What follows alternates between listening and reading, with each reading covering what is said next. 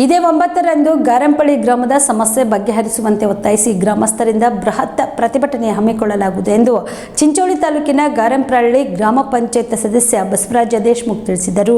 ಕಲಬುರಗಿಯ ಪತ್ರಿಕಾ ಭವನದಲ್ಲಿ ನಡೆದ ಸುದ್ದಿಗೋಷ್ಠಿಯನ್ನು ಉದ್ದೇಶಿಸಿ ಮಾತನಾಡಿದ ಅವರು, ಚಿಂಚೋಳಿ ತಾಲೂಕಿನ ಗಾರಂಪಳ್ಳಿ ಗ್ರಾಮವನ್ನು ಐನಾಪುರ ಹೋಬಳಿಗೆ ಕೈಬಿಟ್ಟು ಚಿಂಚೋಳಿ ಹೋಬಳಿಗೆ ಸೇರಿಸುವಂತೆ ಹಾಗೂ ಮಳೆಗಾಲದಲ್ಲಿ ಪದೇ ಪದೇ ನೀರಿನ ಪ್ರವಾಹಕ್ಕೆ ಮುಳುಗಡೆ ಹೋಗುತ್ತಿರುವ ಸೇತುವೆಯನ್ನು ಮೇಲ್ದರ್ಜೆಗೆ ಏರಿಸಬೇಕು. ಗಾರಂಪಳ್ಳಿ ಗ್ರಾಮದ ಸಮಸ್ಯೆಯನ್ನು ಬಗೆಹರಿಸುವಂತೆ ಒತ್ತಾಯಿಸಿ ಚಿಂಚೋಳಿ ತಾಲೂಕಿನ ಗಾರಂಪಳ್ಳಿ ಗ್ರಾಮದ ಗ್ರಾಮಸ್ಥರು ಕೂಡಿಕೊಂಡು ಇದೇ 9ರಂದು ಗಾರಂಪಳ್ಳಿ ಗ್ರಾಮದ ಡಾಕ್ಟರ್ ಬಿಆರ್ ಅಂಬೇಡ್ಕರ್ ವೃತ್ತದಿಂದ ಚಿಂಚೋಳಿ ತಾಲೂಕಿನ ಬಸವೇಶ್ವರ ವೃತ್ತದವರೆಗೆ ಬೃಹತ್ ಪ್ರತಿಭಟನೆ ಪಾದಯಾತ್ರೆ ಹಮ್ಮಿಕೊಳ್ಳಲಾಗಿದೆ ಎಂದು ತಿಳಿಸಿದರು. ಹೋಬಳಿ ಐನಾಪುರ ಇಂದ ಕೈಬಿಟ್ಟು 12 ಕಿಲೋಮೀಟರ್ ಚಿಂಚೋಳಿಗೆ ಸೇರಿಸುವಂತೆ ಹಾಗೂ ಮಳೆಗಾಲದಲ್ಲಿ ನೀರಿನ ಪ್ರವಾಹಕ್ಕೆ ಪದೇ ಪದೇ ಸೇತುವೆಯನ್ನು ಮುಳುಗಡೆಗೊಂಡು ಜನರಿಗೆ ಆಗುತ್ತಿರುವಂಥ ತೊಂದರೆಯನ್ನು ಬಗೆಹರಿಸುವಂತೆ ದಿನಾಂಕ ಅಂದರೆ ನಾಳೆ 9/1/2024ರಂದು ಗಾರಂಪಳ್ಳಿ ಗ್ರಾಮದ ಡಾಕ್ಟರ್ ಬಿಆರ್ ಅಂಬೇಡ್ಕರ್ ವೃತ್ತದಿಂದ ಚಿಂಚೋಳಿ ತಾಲೂಕಿನ ಬಸವೇಶ್ವರ ವೃತ್ತದವರೆಗೆ ಬೃಹತ್ ಪ್ರತಿಭಟನೆ ಪಾದಯಾತ್ರೆ ಗ್ರಾಮಸ್ಥರು ಎಲ್ಲ ಹಿರಿಯರು ಕೂಡಿಕೊಂಡು ಗ್ರಾಮ ಪಂಚಾಯಿತಿಯ ಅಧ್ಯಕ್ಷರು ಸದಸ್ಯರು ಕೂಡಿಕೊಂಡು ನಿರ್ಧರಿಸಿದ್ದು.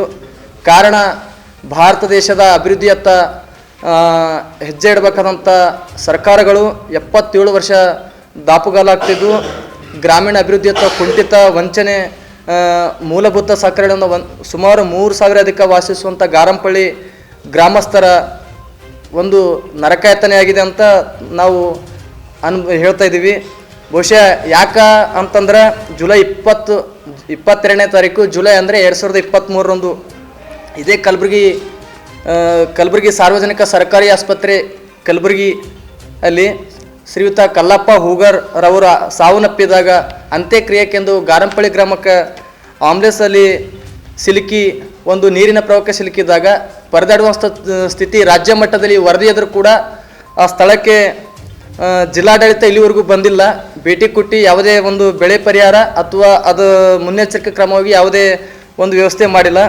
ಈ ಬ್ರಿಡ್ಜಿಂದು ಒಂದು ದೊಡ್ಡ ಸಮಸ್ಯೆ ಆಗಿದ್ದು ಈ ಗೋಳಾಟ ಶಾಶ್ವತ ಪರಿಹಾರ ಯಾವಾಗ ಕಲ್ಪಿಸುತ್ತದೆ ಜಿಲ್ಲಾಡಳಿತ ಅನ್ನೋದು ಕಾದು ನೋಡಬೇಕಾಗಿದ್ದು. ವಿಶೇಷವಾಗಿ ಚಿಂಚೋಳಿ ತಾಲೂಕಿನ ಗಾರಂಪಳ್ಳಿ ಗ್ರಾಮ 32 ಕಿಲೋಮೀಟರ್ ದೂರ ಇರುವಂಥ ಹೋಬಳಿ ಐನಾಪುರ ಒಂದು ಕಂದಾಯ ಇದಕ್ಕೆ ಸೇರಿಸಿದ್ದು. ಇದರಿಂದ ರೈತರಿಗೂ ಒಂದು ಜಾತಿ ಆದಾಯ ಪ್ರಮಾಣ ಪತ್ರ ಇತರೆ ಸೌಲಭ್ಯಗಳು ಪಡೆಯಲು ತುಂಬ ತೊಂದರೆ ಆಗುತ್ತಿದ್ದು. ಅದಕ್ಕಾಗಿ ಗ್ರಾಮಸ್ಥರೆಲ್ಲ ಕೂಡಿಕೊಂಡು 9/1/2024 ಅಂದರೆ ನಾಳೆ 10 ಗಂಟೆಯಿಂದ ಈ ಹೋರಾಟಕ್ಕೆ ಪಾದಯಾತ್ರೆ ಮುಖಾಂತರ ಮನೆ ತಹಶೀಲ್ದಾರರವರ ಮುಖಾಂತರ ಜಿಲ್ಲಾಡಳಿತಕ್ಕೂ ಹಾಗೂ ರಾಜ್ಯ ಸರ್ಕಾರಕ್ಕೂ ಮನವಿ ಪತ್ರ ಸಲ್ಲಿಸಲು ನಿರ್ಧರಿಸಿದ್ದು.